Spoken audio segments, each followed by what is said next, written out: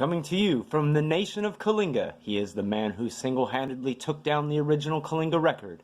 He is the man who helped take down the sitting mayor of Kalinga in the 2012 election. He is a man who can trace back his lineage to 1525.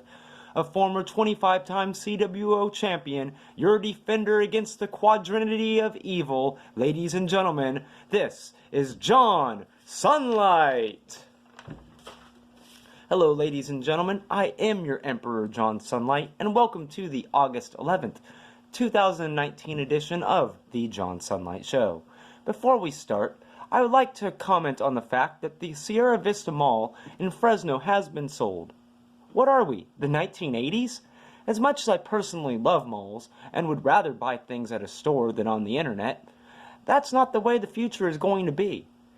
It is cheaper to buy things on the internet than to go to a brick-and-mortar store. Plus, the internet will usually have what you want in stock, where the store might have to order it for you. So, why not just order it yourself? Plus, online, you don't have to deal with rude cashiers who either are talking on their phones or don't even understand how to give you change for $1. Well, we have a great show for everybody today, so without further ado, on to local news. The latest debate here in Kalinga is whether or not to allow another clinic to come into town to compete with the new hospital. The big problem that some people have is that the clinic will only be seeing people that have Medicare. I honestly think that this is a good thing. Number one, competition is always a good thing. It's never good to have a monopoly. Number two, people with money to afford it should be able to go to the doctor and not have to be around criminals and prisoners. Let them have their own doctors. Number three, I am 100% against any business that involves that quack Dr. Griffin. I don't care if he's just on the board or if he's an actual doctor.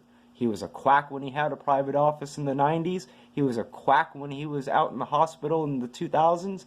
And he is a quack now. I urge every citizen to go to the Planning Commission and show support for an actual choice in our medical care.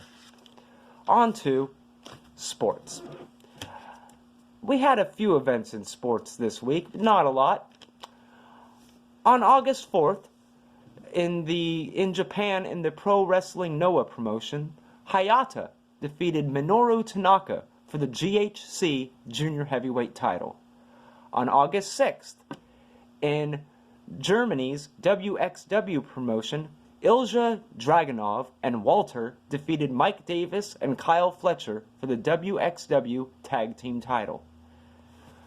Here in America, in the WWE, on August 5th, Mike Kanellis defeated his pregnant wife, Maria Kanellis, for the 24/7 title in the WWE, and right after that, R-Truth defeated Mike Kanellis for the 24/7 title.